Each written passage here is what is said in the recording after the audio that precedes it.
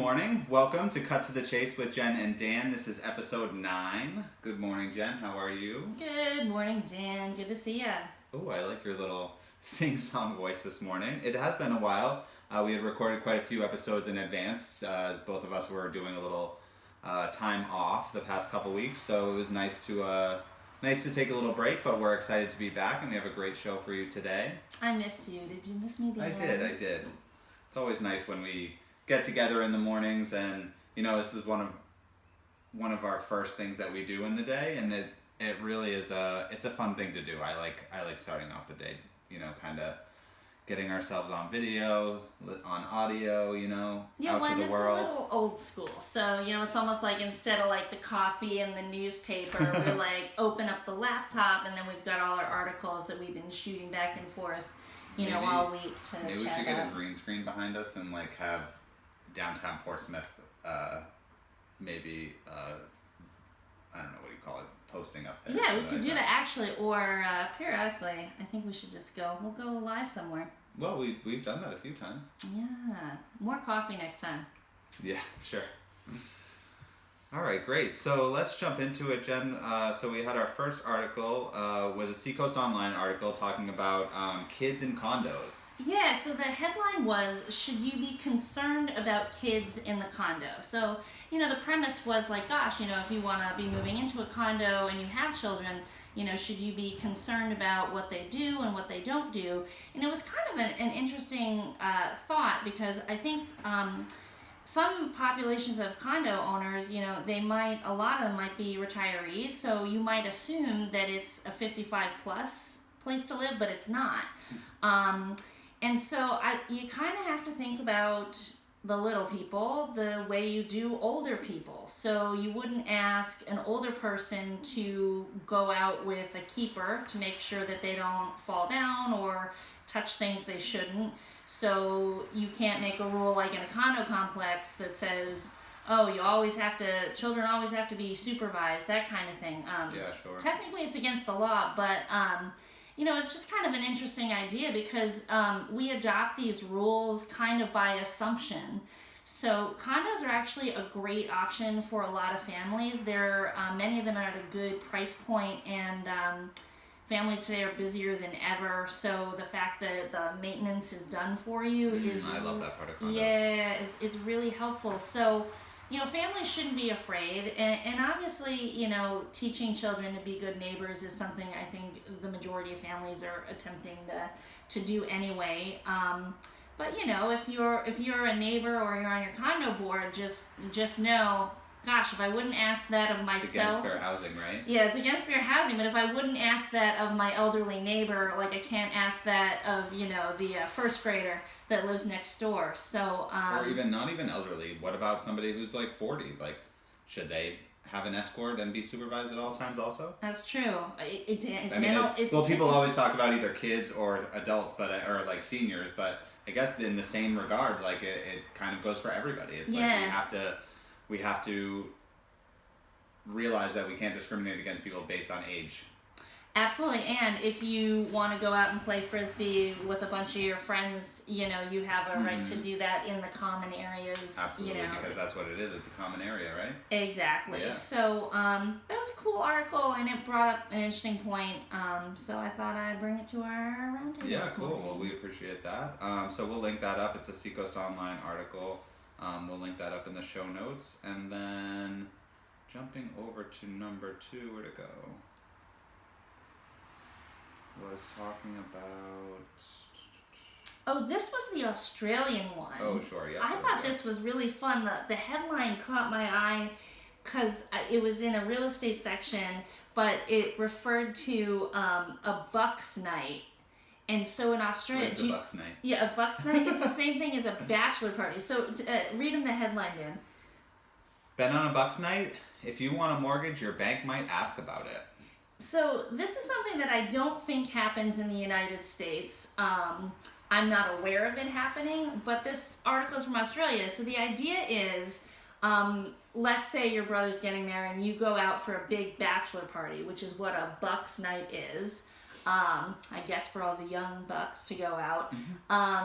and you go out to Vegas and, just pull out all the stops, and you're in the middle of your whole mortgage application, that can actually gum up the works for you going to get your house, and even in the initial application steps. It's risky behavior and all this kind of stuff. And I wonder how that would fly over here. Well, I do know when you're getting your mortgage, the lender does, they want your last 2 months of bank statements, so they do look through all of your purchases, or the underwriters generally look through all the purchases, and I wonder if they have ever questioned people. My brother actually is in the middle of buying a house, and he just went on my cousin's bachelor party. Was it last weekend? No, the weekend before. I'll have to ask if Justin's asking him about what they did on the bachelor party. So tell me about this restaurant tab. Yeah, is this right? a typical spending habit for you? I guess, lenders are always looking for risk, but, at the end of the day, certain life events, are very infrequent. So you'd think that if you can document it, Yeah. But we do tell people as they're applying for the loan process, like, don't start any new credit, don't make large purchases. So, I guess, it kind of goes along with that, you just have to be careful when you're buying a house, because any little change in your financial situation might affect your ability to get a mortgage, right? Yeah, buy the mattress for the new bed you're setting up after you close. Yeah, buy your not furniture before. after you close. Don't buy a car, even if you have the money for it, even if you can afford it.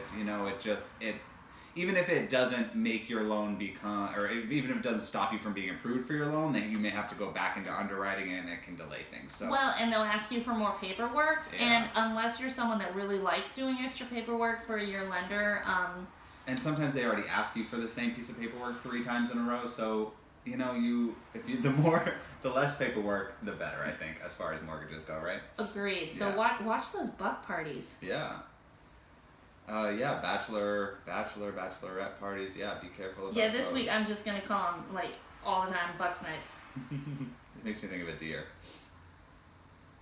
Alright, so jumping to the next article, which, this one seems kind of so this is a CNBC article.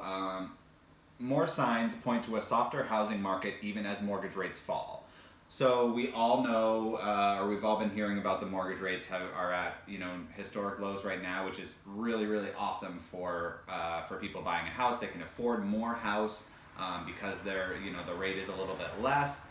So it's really a great time to be jumping into the housing market, especially if you're a first-time buyer and you can get a mortgage for in the mid-3s or something for the percentage rate. That would be phenomenal for you for the next 30 years. Also great for people that are looking to start investing in some real estate. Sure. If you're at that part in the juncture. And also I think some folks are pulling out of other kinds of investments and are turning to real estate as an investment and might need a loan product to kind of get that started. Yeah. So, those two pools of buyers, really good.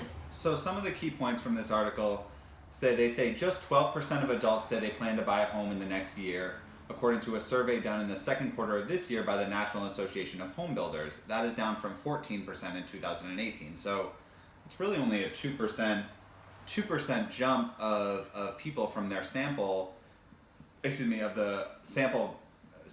that they did for the survey. But what was the headline? So this is a 2% change. More signs point to a softer housing market, even as mortgage rates fall. So 2%. So if I said, all right, I'm going to give you a raise, and you get all excited, and then I say it's 2%, how do you feel about that 2%? That usually is along with inflation, right? So it's a little. Like, are you super, super excited about your 2%? Well, no. All right. And then if I said, oh, we're going to have to dock you 2% on your whatever. Well, I think that it's such a small percentage, but read the headline. More signs point to a softer housing market even as mortgage rates fall. To me, that says, look out, people. There are things popping out of the ground saying, look out, danger, bad things are happening. Now, maybe that's just how I read the headlines.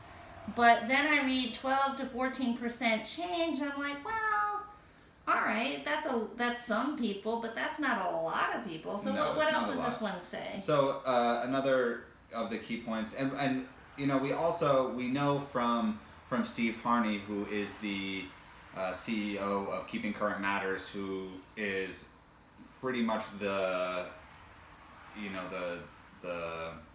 The reigning guru. yeah of predicting what's going to be happening in the real estate market, has been saying for the past year almost that we're headed towards a slower increase in the housing market. So while housing prices have been increasing 6 to 7% per year, we're going to be seeing 2 to 3% increase. So I feel as if they're trying to create some hysteria in the housing market where there's really no need for it. Well, and our market's a little bit different, perhaps, than this generic pool that they might have polled. So, our year-to-year change between last year at this time and this year at this time, we're actually doing a little bit better than sales last year. Yeah. So that doesn't apply. We're not in this, fewer scenario. Right, exactly. And, the article talks a little bit about price squeeze is showing up in who is planning to buy. Among prospective home buyers, 58% were first-timers this year compared with 63% last year. First-time buyers usually have less wiggle room in their wallets, and home prices are rising fastest on the lower end of the market, which is certainly true. And home builders are right now building way too expensive houses when what we really have is a lack of affordable housing, especially in the Seacoast area. Yeah. Because it's so expensive to live here as it is, and we just are, we're trying to get more of the first-time buyers because they are such a large percentage of the market. But then also, you have your first-time buyers who are buying their first home in the $200,000 to $300,000 range. But then you also have the some of the baby boomers who are downsizing from their 5,000 square foot houses into that same price range. So that's why it's so crazy there. If we had some builders we have some builders building some great subdivisions around here. It would be so awesome if they could just maybe, try to get some stuff in that price point where, and construction costs are rising, so we do know that, but it would just be really great to help out, I think, to stabilize our market for sure. And at the end of the day, I think that there are always going to be people around to buy houses. Life changes are going to warrant that no matter what. Mm-hmm. People are going to need to move for work. People True. are going to have children or are going to combine family situations, so they're going to need more space. Mm-hmm. There are always deaths, and so those properties need to be sold. And as you say, the downsizing as well. So yeah. There is always going to be a pool of buyers. Yeah. So it's never complete doom and gloom. No. Like the headline says. Yeah, so I'm not a fan of that article. I just wanted to point it out and kind of we just wanted to bring to the attention that, things are not looking bad in the housing market. So, from our perspective. Yeah, and I just the idea that when you read a headline that says no or bad or it's absolutely this, for me that's just a red flag to say, all right, tell me what you think. Tell me more. Why do you think that? Mm-hmm. Where'd you get your information? Really suss out what they're talking about and whether it really applies. So, yeah, it's kind of a good stopping point for this morning. It is a good stopping point. So, whole point of our cut to the chase. Yeah, let's cut to the chase, and we'll see you next week on Cut to the Chase with Jen and Dan. Have a great week, everybody. Thanks, guys.